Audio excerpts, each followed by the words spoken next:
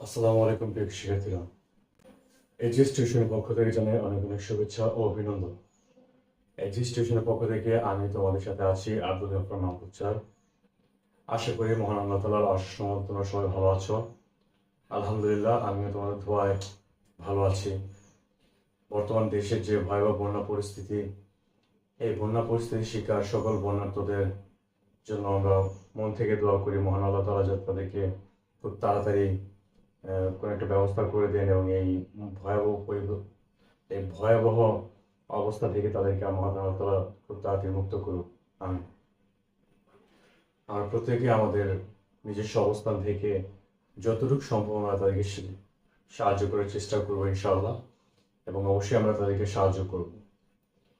তো যাই হোক, আজকে আমাদের ভিডিওর আলোচনার বিষয় হচ্ছে ক্রস গুণন বা কার্টেশিয়ান প্রোডাক্ট। এটা আজকে আমরা আলোচনা করে আমাদের সেটের যে অংশটাকে আমরা শেষ করে দিব, এবং পরবর্তী ভিডিওতে আমরা ফাংশন নিয়ে আলোচনা শুরু করব। তো আজকে আমরা এই ক্রস গুণন বা কার্টেশিয়ান প্রোডাক্টের কয়েকটা উদাহরণ দেখব, এবং উদাহরণগুলো দেখে আমরা আমাদের প্রবলেমগুলো সমাধান করে ফেলার চেষ্টা করব। তো যাক, কথা না বাড়িয়ে ভিডিওটি শুরু করা যাক।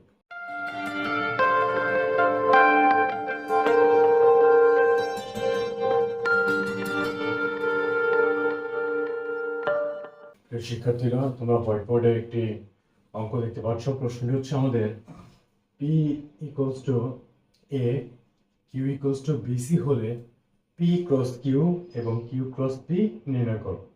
অর্থাৎ P এর সেট দেওয়া আছে আমাদের A আর Q এর সেট দেওয়া আছে আমাদের BC। যদি এরকমটা হয়, অর্থাৎ P এর সেট যদি A হয় এবং P সেটের মান যদি A হয় এবং Q সেটের মান যদি BC হয়, সেক্ষেত্রে আমাদেরকে বলছে P ক্রস Q এটা নির্ণয় করতে, আর একটা হচ্ছে Q ক্রস P এটা নির্ণয় করতে। আচ্ছা, ফাইন, চলো তাহলে আমরা এটা সমাধান কিভাবে করলাম। দেখো, P এর মান দেওয়া আছে, আমরা লিখলাম, Q এর মান আমরা লিখলাম। তাহলে P ক্রস Q, এই যে P এর মানটা মানে P সেটের মান ক্রস Q লিখলাম। এখন নিয়ম হচ্ছে আমরা বীজগণিতের ক্ষেত্রে যেমনি যে গুণ করে থাকি, ঠিক একই মেথডে আমরা এখানেও গুণ করবো। অর্থাৎ A দিয়ে B কে একবার গুণ করবো, A দিয়ে C কে একবার গুণ করবো। কিন্তু খেয়াল রাখতে হবে, এখানে সম্পূর্ণ সেট এবং সেটের যতগুলো অঙ্ক করেছি তাদের মধ্যে শুধু এই অঙ্কের একটু ব্যতিক্রম, বা এই যে কার্টেশিয়ান প্রোডাক্ট বা ক্রস গুণন একটু ব্যতিক্রম। কি হবে ব্যতিক্রম? কারণ এখানে ফার্স্ট ব্রেকেট আমাদের ব্যবহার করতে হয়, ভিতরে ফার্স্ট ব্রেকেট ব্যবহার করতে হয়। তাহলে দেখো, A, B, AB, A, C, AC। তাহলে আমাদের অ্যান্সারটা শিখি AB, AC। এরপর তুমি ফার্স্ট ব্রেকেট ক্লোজ করার পরে সেকেন্ড ব্রেকেট ইউজ করবে। ঠিক একইভাবে এই যে Q ক্রস P আমরা যেটা করলাম, Q ক্রস P মানটা হচ্ছে BC ইন্টু A। তাহলে B দিয়ে A কে আমরা গুণ করবো, এটা হচ্ছে BC। B দিয়ে আবার C দিয়ে A কে আমরা গুণ করবো, এটা হচ্ছে AC, সরি CA। তাহলে দাঁড়ায় কি আমাদের BC BA CA। তাহলে আমাদের অংশটা হচ্ছে BA CA। অর্থাৎ নির্ণয় মান P cross Q equal to AB, AC, আর Q cross P equal to BC, CA। আশা করি তোমরা অঙ্কটি বুঝতে পেরেছো। অর্থাৎ এখানে আমার বুঝতে হবে প্রথম উপাদানের সাথে দ্বিতীয় উপাদানটা আমরা গুণ করব, আবার প্রথমটার সাথে দ্বিতীয় উপাদানটা আমরা গুণ করবে হবে। অর্থাৎ এখানে আরেকটা উপাদান এক্সট্রা থাকে, তাহলে এর সাথে আমরা ওই উপাদানটাকে গুণ করতাম। তারপর নিচের থেকে দেখো, এখানে উপাদান হচ্ছে দুইটা, এখানে একটা, তাহলে এই দুইটা দিয়ে আমরা একটাকে গুণ করলাম। এটা হচ্ছে আমাদের কার্টেশিয়ান গুণন বা ক্রস গুণনের নিয়ম। আশা করি তোমরা অঙ্কটি বুঝতে পেরেছো। আমরা এখন আরেকটি অঙ্ক করব, ওই অঙ্কটি করার পরে হয়তো আমাদের কনফিউশনটা আরেকটু ক্লিয়ার হবে আশা করি ইনশাআল্লাহ। সুপ্রিয় শিক্ষার্থীরা, তোমরা হোয়াইট বোর্ডে আরেকটি অঙ্ক দেখতে পাচ্ছ। অঙ্কটি হচ্ছে আমাদের প্রশ্নটি দেওয়া আছে A সেটের মান A equals to 3, 4, 5, B equals to 4, 5, 6 এবং C equals to x, y হলে A intersection B cross C নির্ণয় করো। অর্থাৎ A set, B set, C set তিনটা সেট দেওয়া আছে, আমাকে প্রশ্ন বলছে A ইন্টারসেকশন B বের করার পর এটার সাথে আমাকে C ক্রস গুণন করতে হবে। হ্যাঁ, তাহলে এখন আসো আমরা সমাধান করি এটাকে। তাহলে দেওয়া আছে, কি দেওয়া আছে আমাদের, আমরা A সেটের মানটা লিখলাম। দেওয়া আছে আমাদের A সেটের মান হচ্ছে 3, 4, 5, B সেটের মান দেওয়া আছে আমাদের 4, 5, 6, ওকে। আর C সেট দেওয়া আছে আমাদের x, y, ওকে। আমরা এই তিনটা লিখলাম। তাহলে ফার্স্ট আমাদের কাজ হচ্ছে কি A ইন্টারসেকশন B এটাকে নির্ণয় করা। আমরা first time A intersection B টাকে নির্ণয় করব। তাহলে A ইন্টারসেকশন B নির্ণয় করতে গেলে কি করতে হবে, এই যে A set intersection B set. তাহলে ইন্টারসেকশন নিয়মটা কি? ইন্টারসেকশন নিয়ম হচ্ছে যেটা কমন শুধু সেটাই যাবে, অর্থাৎ যেগুলো মিলবে সেগুলো যাবে। তাহলে এখানে মিলে কি আমাদের এই 4টা মিলে, এখানে 4 মিলে, এখানে 5 মিলে, এখানে 5 মিলে, তাহলে সেক্ষেত্রে আমার মানটা হবে কি 4,5। এটা হচ্ছে আমাদের কার মান, এ ইন্টারসেকশন বি এর মান এটা। আচ্ছা, এখন আমাদের লাস্ট কাজ হচ্ছে কি, এই যে ক্রস সি, অর্থাৎ সি আমরা গুণ করতে হবে, আমাদের গুণ করতে হবে।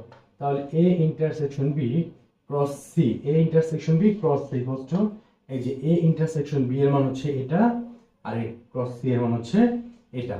তাহলে ক্রসের মান বা ক্রসের নিয়মটা কি, কার্টেশিয়ান প্রোডাক্টের নিয়মটা কি, প্রথম সেট উপাদানের সাথে দ্বিতীয় সেট উপাদানগুলো গুণ করব। তাহলে প্রথম সেট দেখো এ সরি 4 এবং x, তাহলে 4x, তারপরে 4 এবং y, তাহলে কি হবে 4y, 5, x 5x 5, y 5y। তাহলে আমাদের অ্যান্সারটা কি আসে, নির্ণয় মান 4x 4y 5x 5y, এটা হচ্ছে আমাদের অ্যান্সার। অর্থাৎ অতএব আমাদের নিঃশেষে যে মানটা আসে, মানটা হচ্ছে কি 4x 4y 5x 5y। আশা করি শিক্ষার্থীরা তোমরা অঙ্কটি বুঝতে পেরেছো। তারপর যদি কোনো সমস্যা থাকে তাহলে অবশ্যই তোমরা আমার সাথে কন্ট্যাক্ট করবা, আমি তোমাদেরকে অবশ্যই আরো ইন ডিটেলস কিভাবে বোঝানো যায় আমি সে অবস্থা ইনশাআল্লাহ করে দেবো। আশা করি তোমরা এই অঙ্কটি বুঝতে পেরেছো, এখানে কোনো কনফিউশন থাকার কথা নেই। এখন তোমাদের কাজ হচ্ছে বারবার প্র্যাকটিস করা, যদি প্র্যাকটিস করো তাহলে ইনশাআল্লাহ অবশ্যই তোমরা পেরে যাবে। প্রিয় শিক্ষার্থীরা, তোমরা এখন হোয়াইট বোর্ডে আমাদের কার্টেশিয়ান প্রোডাক্টের আরেকটা অঙ্ক দেখতে পাচ্ছ। অঙ্কটি হচ্ছে কি P equals to 3 4 3 5 4 7, Q equal to 5 7, R equal to P বাদ Q হলে P union Q cross R নির্ণয় করো। অর্থাৎ এখানে আমাদের P সেট Q সেট দেওয়া আছে, শুধু R সেটটা আমাদেরকে বের করতে হবে। R সেটের মানটা হচ্ছে কিসের মধ্যে লুকায়িত আছে, P বাদ Q এর মধ্যে লুকায়িত আছে। তাহলে দেখো আমরা ফার্স্টে কি করলাম, সমাধানের ক্ষেত্রে দেওয়া আছে আমাদের কি কি, আমাদের যে মানগুলো দেওয়া আছে আমরা সে মানগুলো লিখলাম। অর্থাৎ P এর মান দেওয়া আছে 3 5 7, Q এর মান দেওয়া আছে 5 7, আর R এর মান হচ্ছে P বাদ Q। তাহলে R এর মানটা আমাদেরকে বের করতে হবে, P বাদ Q, এটা হচ্ছে P এর মান, এটা হচ্ছে Q এর মান। বাদের নিয়মটা হচ্ছে প্রথম সেটের সাথে দ্বিতীয় সেটের যে উপাদানগুলো মিলবে এগুলো সব বাদ, এগুলো নেওয়া যাবে না, শুধু যেটা মিলবে না সেটা নিব। তাহলে এখানে মিলে নাকি আমাদের 3, এই 3টা আমাদের মিলানের ভিতরে আমরা এখানে 3টা নিলাম, তাহলে R সেটের মান হচ্ছে আমাদের 3। তাহলে P ইউনিয়ন Qটা আমাদের বাকি আছে। এখন আমরা P ইউনিয়ন Qটা কি করলাম, এই যে P এর মান হচ্ছে Q এর মান।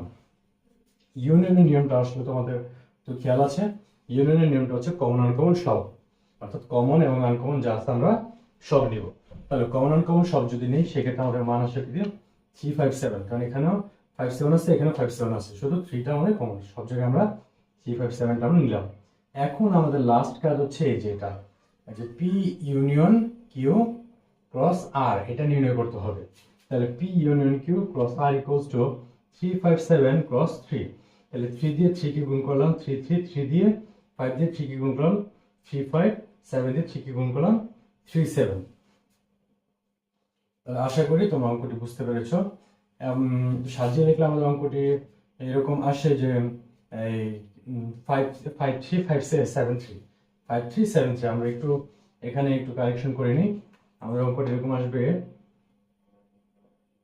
5 3 7 3, আচ্ছা এটা নিয়মটা। তাহলে এখানে আমি একটু কারেকশন করে নিই আমরা।